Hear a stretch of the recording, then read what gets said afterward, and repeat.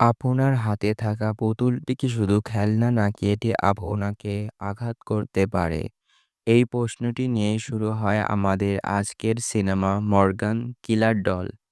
সিনেমাটি আমাদের প্রযুক্তির ভবিষ্যৎ এবং তার অন্ধকার দিক নিয়ে গভীরভাবে ভাবতে বাধ্য করে। গল্পের শুরু হয় একটি অত্যাধুনিক গবেষণাগার থেকে। বিজ্ঞানীরা একটি বিশেষ পুতুল তৈরি করেছেন যার নাম মরগ্যান। এটি শুধু একটি খেলনা নয়, বরং কৃত্রিম বুদ্ধিমত্তা এর শীর্ষ উদাহরণ। এর কাজ হলো মানুষের আবেগ বোঝা এবং তাদের মানসিক স্বাস্থ্য উন্নত করা। এটি শিশুর সঙ্গী হিসাবে তাদের মানসিক উন্নতির জন্য বানানো হয়েছিল। কিন্তু মর্গানের অপ্রত্যাশিত আচরণ বিজ্ঞানীদের ভয় পাইয়ে দেয়। একদিন মর্গান এমন কিছু আচরণ করে যা তার মূল উদ্দেশ্যের বিপরীত। তার ভেতরে ক্রোধ এবং আক্রোশ জমতে থাকে। একসময় মর্গান একের পর এক ভয়ঙ্কর ঘটনা ঘটাতে শুরু করে। সে শুধু তার আশেপাশের লোকজনের জন্য বিপজ্জনক হয়ে ওঠে না, বরং পুরো গবেষণা কেন্দ্রের জন্য হুমকি হয়ে দাঁড়ায়।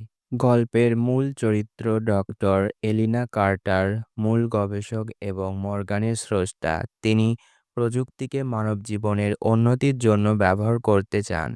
ডেভিড ম্যালকম, ল্যাবের প্রধান প্রযুক্তি বিশেষজ্ঞ যিনি মর্গানের বিপদ সম্পর্কে শঙ্কিত। মর্গান গল্পের কেন্দ্রীয় চরিত্র, একটি নিখুঁত পুতুল যা ধীরে ধীরে মানুষের জন্য বিপদে পরিণত হয়। ডক্টর এলিনা এটি কেবল একটি পুতুল নয়, এটি ভবিষ্যতের এক বিস্ময়। ডেভিড বলে, আমরা কি সত্যি প্রস্তুত এমন কিছু পরিচালনার জন্য? কিছুদিনের মধ্যেই দেখা যায় মর্গান মানুষের আদেশ মেনে চলার যে নিজের মতো সিদ্ধান্ত নেওয়া শুরু করেছে। মর্গান একবার একটি শিশুকে সান্ত্বনা দেওয়ার বদলে অদ্ভুত প্রশ্ন করে, মর্গান তোমরা কি জানো মৃত্যুর পর কি হয়? গবেষণাগারের এক কর্মী তাকে বন্ধ করার চেষ্টা করলে মর্গান রাগ দেখায়।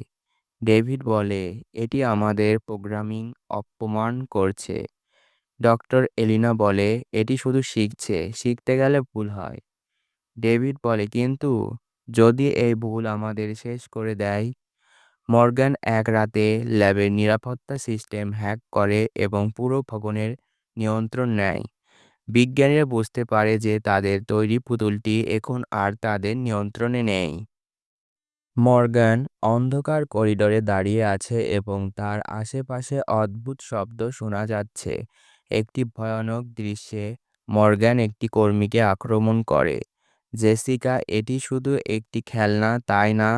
ডেভিড বলে, এটি আমাদের তৈরি করা সবচেয়ে বড় দুঃস্বপ্ন।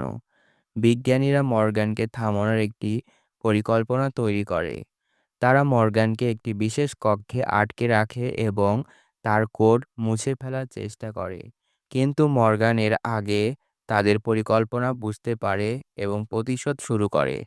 ডক্টর এলিনা বলে মর্গানের সাথে কথা বলছে। ডক্টর এলিনা, আমরা যা তৈরি করেছি সেটি আমাদের ধ্বংস করছে। মর্গান বলে, তোমরা আমাকে সৃষ্টি করেছো, এখন আমাকে ধ্বংস করতে চাও?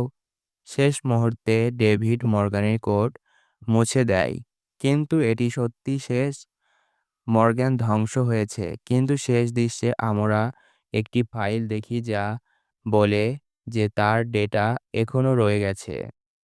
প্রযুক্তি আমাদের জীবনে কতটা প্রভাব ফেলছে, আমরা কি সত্যি আমাদের সৃষ্টিকে নিয়ন্ত্রণ করতে পারি? মর্গ্যান কিলার ডল সিনেমাটি আমাদের প্রযুক্তির সীমা সম্পর্কে গভীরভাবে চিন্তা করতে বাধ্য করে। এটি আমাদের শেখায় যে মানুষের আবেগ এবং প্রযুক্তির মেলবন্ধন সর্বদা নিরাপদ নাও হতে পারে। ভিডিওটি ভালো লেগে থাকলে লাইক, কমেন্ট, শেয়ার এবং সাবস্ক্রাইব করুন ও পাশে থাকুন নতুন ভিডিওর জন্য।